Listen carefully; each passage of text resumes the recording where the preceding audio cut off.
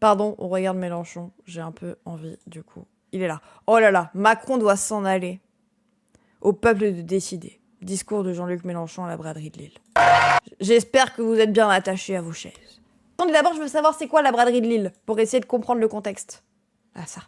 Si vous voulez entièrement refaire votre déco ou juste moule frites et chinage. J'aime bien chiner, moi. Humeur, n'hésitez plus, c'est l'endroit qu'il vous faut. La braderie de Lille a démarré en fanfare ce matin avec déjà quelques records battus et 52 km de stand. Un joyeux bazar où se sont perdus avec délice Sébastien Ambert et Gauthier Delobette. Plus grande braderie de France. Oh, j'adore les braderies, arrêtez, ne dites pas ça. 8 h ce matin, la braderie a à peine commencé que les acheteurs sont déjà là pour chiner les bonnes affaires. Ah ouais, on est arrivé à 7 h, nous. Mais pourquoi ? Pourquoi ? Parce qu'après, c'est trop tard pour se garer, il n'y a plus de place nulle part. C'est vrai. La Chine, c'est de trouver des petits objets qu'on garde pour nous après ou pas, mais c'est ça le truc, quoi. Trouver la pièce rare, c'est le but. Et justement, on nous a dit que Morgane Alvaro, l'héroïne de HPI, vendait sa garde-robe. Ils ont fait une série qui s'appelle HPI. Mais attendez, mais... HPI... Mais bon, ça a l'air un peu gaze quand même. Pardon. Donc elle vendait ses habits à la braderie de Lille. Mais attendez, mais le lore. Ok, donc Mélenchon, il est au milieu de tout ça. Le lore est deep, hein. Et il s'est dit, je vais faire un petit discours. Bon, c'était prévu, mais... Mais quand même, ça me fait un peu rire. J'ai le droit, j'ai le droit. Oh là là, il n'y a pas de drapeau français.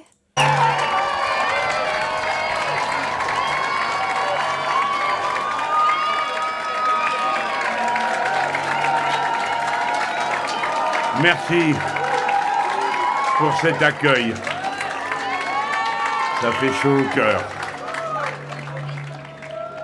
Alors, je vais commencer par Oh, le vieux. vous dire que ça touche beaucoup. Après tout ce qui a pu être dit de méchant et de calomnieux contre nous, de vous voir réunis, le sourire aux lèvres. Ouah, le Larsen. Oh, le Larsen de con. En tant que vous vous sentez unis tous ensemble par l'idéal et les objectifs que nous poursuivons. Mesdames et messieurs, à cet instant, ma pensée se tourne d'abord vers ces milliers de personnes qui se préparent... C'est son anniversaire? Non, c'est pas son anniversaire. Ah. Madame Emma Fourreau, qui renouvelle... Ah, la flottille. Pardon. Ces militantes, femmes et hommes, syndicalistes, personnalités connues ou moins connues, et parmi eux, de nouveau, 4 députés de la France insoumise qui sont notre honneur et notre fierté. Madame Emma Fourreau, qui renouvelle son engagement sur cette flottille que m'apporte... Du coup, il y a eu combien de flottilles qui ont été envoyées? Là, j'avoue, j'ai pas assez suivi le truc de la flottille. J'ai vu qu'Emma Fourreau, elle était encore sur une... Départ de Tunisie de la flottille pour Gaza à nouveau reporté. Ah! Elles sont pas encore parties. Pareil, j'ai arrêté de suivre. Bah... Sur ces images, des soldats israéliens viennent tout juste d'aborder le Handala. Oui, ça c'était l'ancien. On va vous donner une leçon en droit international. Personnes désarmées dans des eaux internationales où ils n'ont aucun droit. Gouvernement. Tous les passagers sont en sécurité et affirment que les tentatives ils sont de partis. briser le blocus. Ils sont partis quand?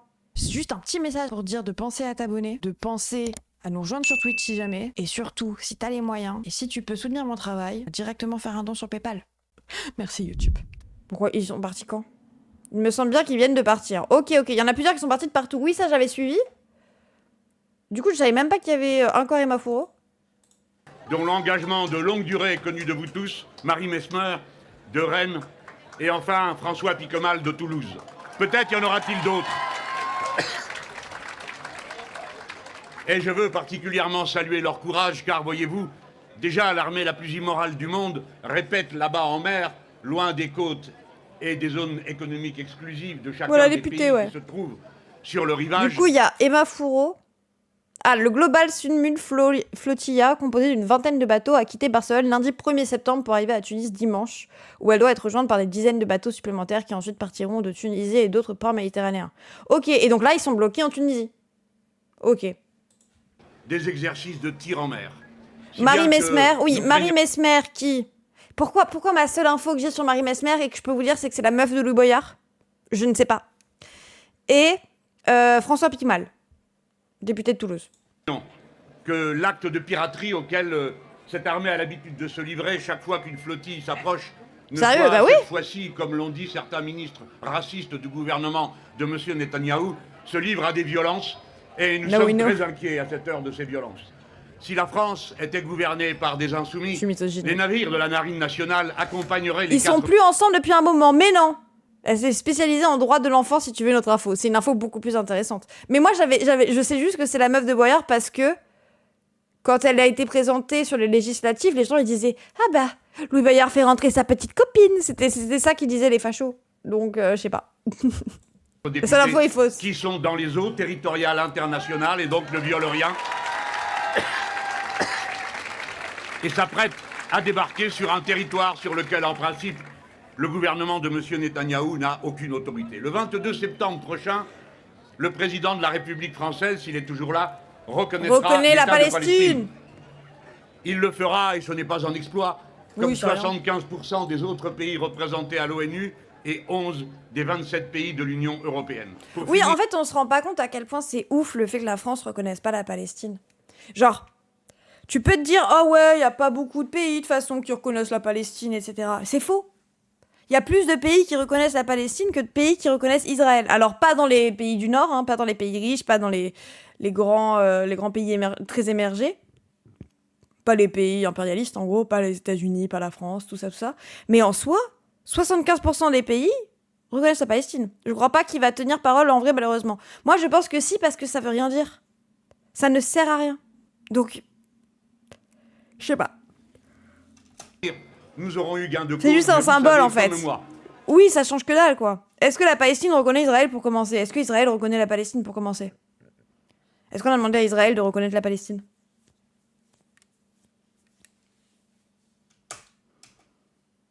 Voilà. Que cela ne suffira pas pour ce que il y a 20 nous ans, ça aurait demandons. pu aller, Car ce que nous demandons, ce ne sont pas des paroles, mais des actes. Et d'abord que cesse l'horrible massacre auquel on se livre là-bas à Gaza, qui nous soulève de dégoût, qui fait que la plupart d'entre nous n'ont aujourd'hui plus aucune confiance morale dans ceux qui dirigent cette planète et permettent qu'une telle abomination se déroule sans qu'ils ne fassent rien. Il faudra peut-être, le moment venu, qu'intervienne, pour finir, une force de la paix, comme l'a proposé le président Gustavo Petro, président de la Colombie. Oh, voilà, je suis sur la Colombie. Après vous avoir dit tout cela, il faut que j'entre dans les raisons pour lesquelles on m'a demandé de prendre la parole devant vous aujourd'hui. J'avais pas capté qu'il avait des cheveux aussi blancs. C'est vrai que ses cheveux, ils vont avec le décor. Bon, d'ailleurs, les gens, on est d'accord. Vous avez remarqué, vous aussi. Je sais pas comment dire cette phrase. En mode, vous avez remarqué, vous aussi.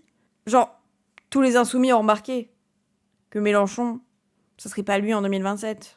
Maintenant, c'est sûr. Enfin, vous avez tous capté. On l'a tous vu, là, récemment, surtout. Au bout du jour, non, ça va. Ouais. Non, je pense qu'il y a même plus d'insoumis dans le déni, maintenant. Je serais pas si sûre. Mais il va pas mourir, mais juste... Les gens, ça sera Manuel Bompard. Vous avez pas remarqué à quel point c'est Manuel Bompard qui fait tout maintenant? Parce qu'ils veulent le faire monter. Ça se sent. Bah oui, ils l'ont envoyé au MEDEF, ils l'ont envoyé... ils envoient partout. Il y en a encore qui y croient. Mais moi, je pense que le vieux n'en a pas envie. Surtout. Il y a eu des présidents plus vieux, après Bompard a carrément le rôle. Mais moi, je pense surtout qu'il en a marre. Comme Poutou. Poutou aussi, il a expliqué qu'il y allait plus, que déjà en 2022, il voulait pas y aller, que c'est le NPA qui l'a un peu poussé. C'est mieux Bompard, peut-être? Je sais pas, parce qu'en vrai, c'est juste la figure médiatique de gauche. Les médias lui taperont dessus dans tous les cas, que ce soit Mélenchon ou Bompard. Hein. Après, je pense même qu'il n'a pas envie depuis pas mal d'années. Bah, là, je sens que la dernière fois, il y est allé parce que c'était la seule opportunité, c'était le seul truc, quoi, le seul qui était vraiment connu à ce moment-là, et que là, ils ont l'espoir vraiment de réussir à faire monter Bompard. Coquerel aussi, il a les épaules. Oui, mais vous voyez, je dis pas ça en mode Bompard, il a les épaules, donc ça sera Bompard. C'est actuellement, toutes les dernières sorties vraiment médiatiques, c'est Bompard. Toute la personne qui va sur les plateaux quand on l'invite, c'est Bompard.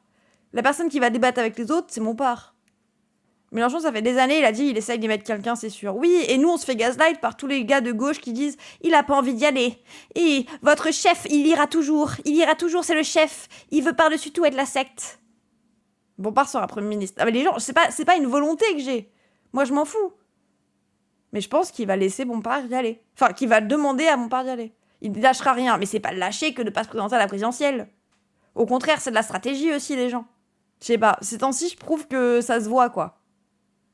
J'ai énormément confiance en Bompard, moi ça me va. Oui, moi aussi, moi ça me va les deux, hein. Je m'en fous un peu. Salut Kems, j'y crois pas une minute. Vous êtes toujours persuadé que c'est Mélenchon qui va y aller? Sans la purge, ça aurait été Corbière 100%. Oh, pas forcément. Je pense que les abstentionnistes n'iront pas voter Bompard par contre. Après, là vous surestimez aussi l'abstention des présidentielles. Il y a toujours beaucoup d'abstention, bien sûr. Mais on est sur 85% de participation quand c'est les présidentielles. Peut-être Corbière. En vrai, le vieux avait très très confiance en Corbière, les gens, vous vous rendez pas compte. Hein. Je sais pas, ces temps-ci, moi j'ai peur que Bompard ait pas le clout et la fame de Mélenchon pour faire voter les gens. Oui, mais d'un côté, on peut te rétorquer que du coup, les gens de gauche voteraient plus facilement pour Mélenchon. Après, les gens de gauche voteront leur micro-parti de con, là. Mon intime conviction, c'est il y va, mais j'ai le Bompard doute. Là, je vois ce que tu veux dire. Il se garde les deux options. Oui, dans tous les cas, et même ça, c'est intelligent. Hein. Il faut que j'entre dans les raisons pour lesquelles on m'a demandé de prendre la parole devant vous aujourd'hui. Il y a une situation politique qui peut-être laisse pantois beaucoup de femmes et d'hommes ici devant moi. Et puis... Je pense qu'à l'heure actuelle, même si Bompard le fait, Mélenchon est plus présidentiable. Mais est-ce qu'il peut encore tanker? Les gens, vous vous rendez compte de la fatigue que c'est de se présenter au présidentiel? Enchaîner les meetings, les débats, les trucs comme ça tout le temps. Moi, même pour lui, je préfère que s'il le sent pas, il le fasse pas, quoi. Vous voyez ce que je veux dire? Salut Fougas. Gloire à Mélenchon, le dieu tout-puissant, exactement. Qui n'ont pas eu à en vivre auparavant, la regardent oui, bien avec sûr, l'habitude qu'ils ont de regarder les choses nouvelles. Mais pour beaucoup, si ce qui se présente est nouveau, nous y reconnaissons quelque chose exactement, qui se trouve dans le parfum de l'histoire de France. Oui, la France est entrée... C'est sa last dance comme MJ, ça. Je suis très triste de ça, mais bon. Dans une nouvelle saison dégagiste. C'est-à-dire qu'elle juge illégitime la plupart des pouvoirs politiques et médiatiques dans lesquels elle n'a plus aucune confiance. Et cette saison dégagiste est bien dans les mœurs de notre patrie. En 236 ans depuis la chute de l'Ancien Régime et la victoire de la glorieuse Révolution de 1789, nous avons connu 5 républiques, 2 empires, 2 dynasties et une dictature fasciste, celle de Philippe Pétain et des nazis qui l'entouraient. C'est-à-dire que nous sommes habitués... Je me dis, dans l'inconscient collectif des gens, son image est quand même plus forte que celle de Bompard, surtout ceux qui sont pas très politisés. Mais en fait, moi, je vous parle, genre, de gens qui sont gaslight par les médias. En fait, genre, je pense qu'on surestime les abstentionnistes dans les quartiers populaires. En fait, je suis pas en train de vous devenir Ruffin, hein, mais ce que je veux dire, c'est que, déjà... Les gens abstentionnistes qui votent pour Mélenchon parce qu'il a réussi à parler aux affects... En fait, c'est le seul qui n'est pas islamophobe. Donc, effectivement, quand t'es musulman, si tu veux juste avoir le droit d'être dans ton propre pays, faut voter Mélenchon, la plupart du temps. Mais, il y a aussi pas mal de gens, notamment moi, quand j'avais 17 ans et que je m'y connaissais rien en politique, je me disais oh, « Mélenchon, Marine Le Pen, c'est la peste ou le choléra. » Je savais même pas pourquoi je disais ça. Je ne savais même pas pourquoi je disais ça. Et ma mère, aujourd'hui, elle est en accord avec le programme de LFI. Quand elle parle, elle est hyper d'accord avec LFI et tout. Mais elle peut pas voter Mélenchon, quand même. C'est très... C'est un communiste, quoi. On peut pas tout... Ma mère m'a dit, moi, je pense que quand même, les médecins, ils doivent être payés plus cher que nous. Hein. Quand même, ça reste... Sinon, personne va vouloir faire médecin, sinon. Hein. C'est beaucoup d'études, hein. Mélenchon, il a dit qu'il fallait pas payer les médecins. Elle m'a dit, bah, on peut pas être tous payés au même salaire. Voilà. Ma mère m'a vraiment dit ça un jour. Même chez les musulmans et les quartiers populaires, Mélenchon est parfois très bien vu, parfois très mal vu, parce qu'ils sont sensibles au rabâchage médiatique. Bah oui, je sais. Je sais. Et c'est pour ça, en vrai, le rabâchage médiatique fait que parfois il y a des gens qui sont en mode, oui, bon, c'est le seul qui défend les musulmans, et il y en a d'autres qui sont en mode, non, mais c'est un communiste. Même Frio dit pas ça. Bah ouais, c'est la maman. Bah après, c'est juste répéter le discours gaslightant des médias. Hein. Les gens se font avoir par les médias sans le vouloir. Hein. Même si nous, on est là et on pense parfois juste, bah il faut regarder juste objectivement et tout, les gens se rendent même pas compte que BFM, CNews, tout ça, c'est politisé, ça a une orientation politique. Il y a des gens qui captent pas que CNews, c'est facho. Sauf quand c'est Pascal Praud, quoi. Ce que j'entends beaucoup, c'est les gens de D qui saluent les qualités de Bompard. Bah après, les gens de D, ils saluent aussi les qualités de Mélenchon. Mélenchon est communiste, selon Maman Dem. C'est typique des gens nés dans la guerre froide qui rejettent tout ce qui a l'air communiste. Non, moi, ma mère, elle est née fin guerre froide, 70. Enfin, ma mère, elle est 67. Non, c'est juste, quand tu n'es pas politisé, tu te fais avoir par le discours médiatique. Si on parle des médias qui gaslightent les gens, c'est parce qu'ils gaslightent pas les convaincus. Hein. Vous inquiétez pas que les macronistes, ils ont pas besoin d'entendre les médias en train de chier sur Mélenchon pour être convaincus qu'ils aiment pas Mélenchon.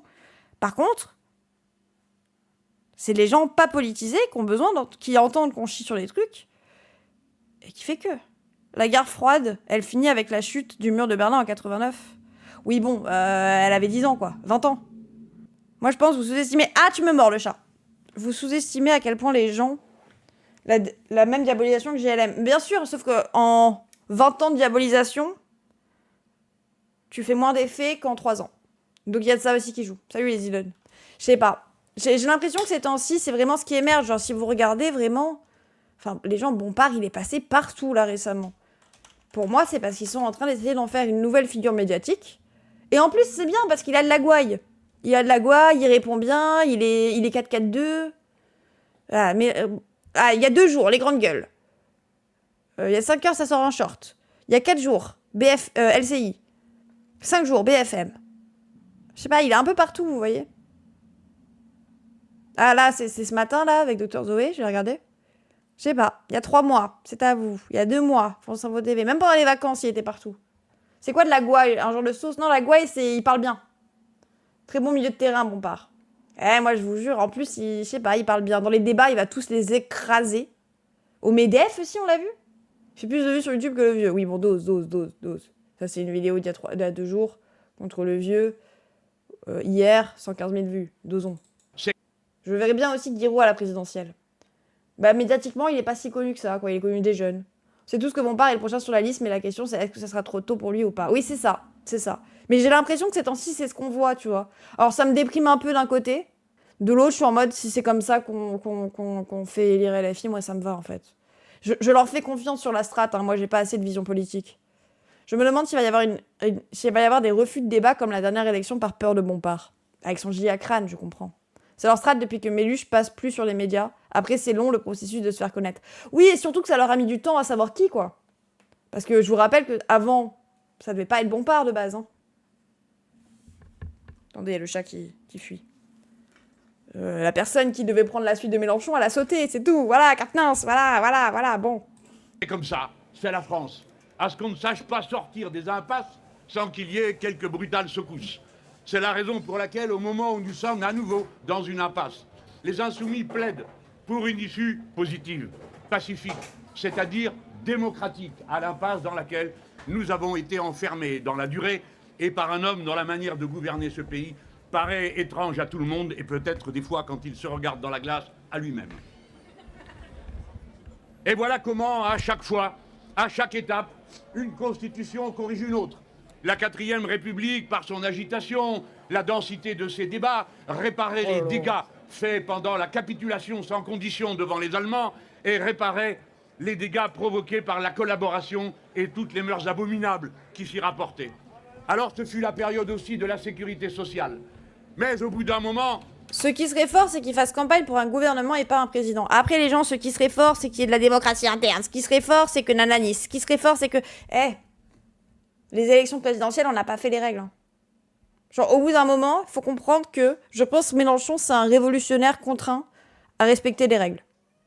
C'est un révolutionnaire qui a perdu espoir en la révolution et qui s'est dit, bon, on va essayer de jouer et de les intégrer et d'aller dans leurs règles. Comme nous, on est dans le capitalisme parce qu'on l'a pas choisi, eux, ils sont dans les règles de la présidentielle comme ils l'ont pas choisi. On va aller dans les règles de la 5e République, on va devenir électoraliste.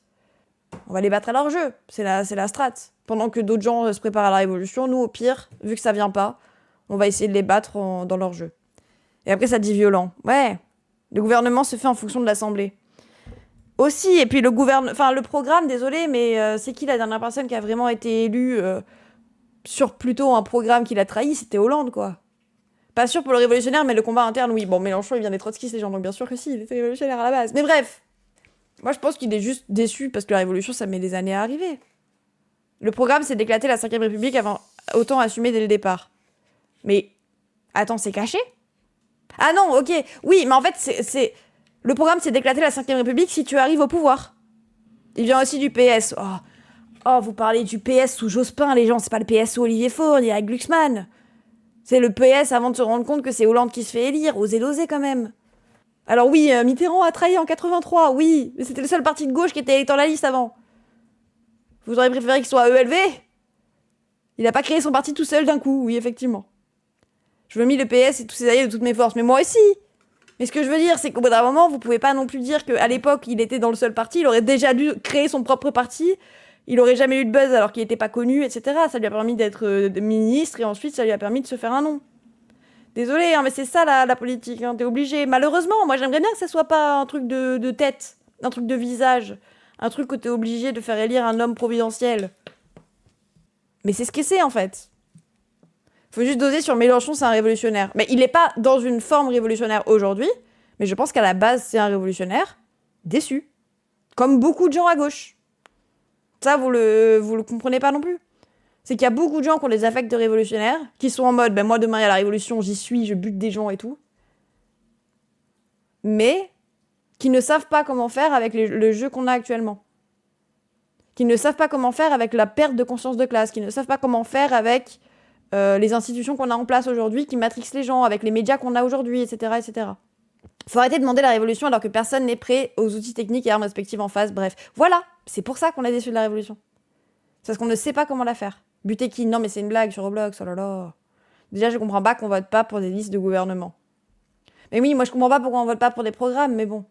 Non, Emo, non, on est né révolutionnaire, ça n'a rien à voir. Mais même moi je suis plus... Enfin, moi la révolutionnaire ça me tente, et je comprends tous les affects des révolutionnaires, et je vois ce qu'ils veulent même dire quand ils disent que LFI c'est le pire parti qui empêche la révolution.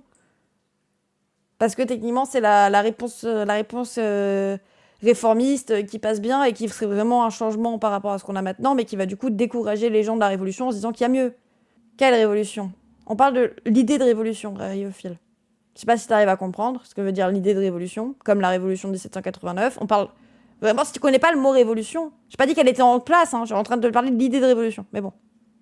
Je suis née prématurée autiste, c'est comme la société m'a traité qui m'a rendu révolutionnaire, bref. Et Coquerel dit avoir des idées anarchistes jeunes, mais est déçu.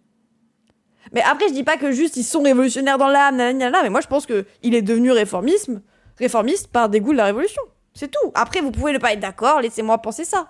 Dans tous les cas, ça change pas ce qu'il est actuellement. C'est que ça réformiste, je suis d'accord. Ces débats et cette instabilité qui en résultait a nui au système lui-même, si bien qu'il était devenu...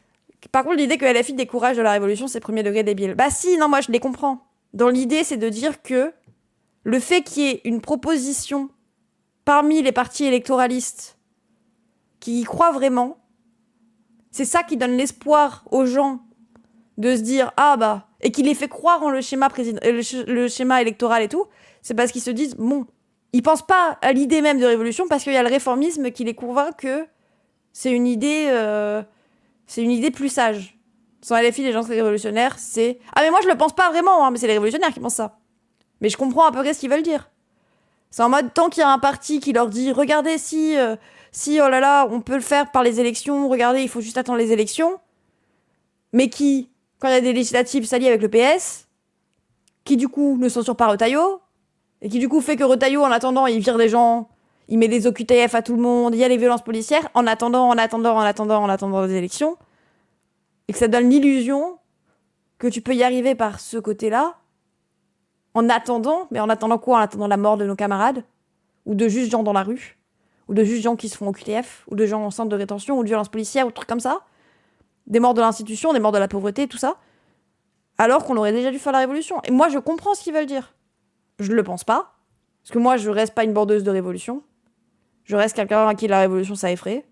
L'idée de partir d'une violence qui part du peuple, qui va se battre contre les gens et tout. Effectivement, comme quelqu'un le disait, on perd tous les meilleurs dans la révolution. Donc, ça donne l'illusion aux gens qui sont pas menacés, là, tout de suite, ouais. C'est ça. Le vieux m'a rendu révolutionnaire, mais oui, je comprends la tech. Ah, mais oui, moi aussi. J'arrive à gauche par le vieux, je vous rassure. Hein. Et je reste assez une réformiste bizarre. Incapable de régler quelques problèmes que ce soit. Et s'il avait réussi à surmonter la nécessité de reconnaître l'indépendance de la Tunisie, guidée à cette époque par son peuple et Habib Bourguiba, et puis celle du Maroc, guidée à cette époque par le roi Mohamed V de rose mémoire, eh bien, pour finir, elle s'avérait... Oui, non, mais je vous dis pas, regarde, oui, comme par hasard, s'il y avait pas LFI, tous les parents d'enfants, ce seraient des révolutionnaires couteaux entre les dents, oui. Non, je dis pas ça du tout, moi, je suis pas d'accord. Incapable de régler le problème de la victoire de la révolution algérienne contre le colonialisme. Si bien qu'il fallut des événements tout à fait extraordinaires pour que on en vienne à changer les règles de fonctionnement des institutions. Et on accoucha de cette manière de la Ve République qui, bien sûr, donna beaucoup d'autorité à un personnage qui en avait déjà par lui-même et sa contribution à l'histoire de la liberté de notre patrie, le général de Gaulle. Mais ceci, comme d'habitude, donna lieu à d'autres excès, où l'autorité a fini par dégénérer en autoritarisme, si bien que nous voici rendus à un moment où, dans la période récente, plus de 31 lois sont venues réduire les libertés publiques. Voilà. Et encore tout cet été, des circulaires les plus diverses et multiples ont donné des pouvoirs excessifs aux agents d'autorité qui ne méritent pas toujours le respect qu'il leur est dû et que vous leur portez. Moi, ce qui me saoule, c'est que c'est un peu bourgeois comme posture de border la révolution, alors que quand t'es pauvre et rassiré sans papier queer, bah en fait, t'es dans la survie. C'est vraiment de la merde, la révolution, comme dit ce qu'il y a après. Genre, les squats, t'es déjà à 50, on galère, et il y a des dynamiques de pouvoir, bref, ça me saoule. Alors, tu sais que vraiment, tu ne connais pas les révolutionnaires. Il y a des bourges dans les révolutionnaires, je dis pas le contraire. Mais les gens... En fait, ce discours-là, il est inentendable pour tous les révolutionnaires qui sont anti-faire voter la démocratie bourgeoise, qui sont des Anas Kazib, qui sont des Wahedi, qui sont des gens comme ça. Vous pouvez pas me dire que c'est eux les privilégiés de la France. Hein. Genre là, dans les révolutionnaires, j'ai l'impression que c'est les partis où il y a le plus de non-blancs. Le plus de queer, le plus de... Ouais, il faut pas confondre révolutionnaire et radical. C'est pas les gens qui sont sur Twitter, les révolutionnaires. Après, moi aussi, je suis pas une bordeuse de la révolution. Parce que...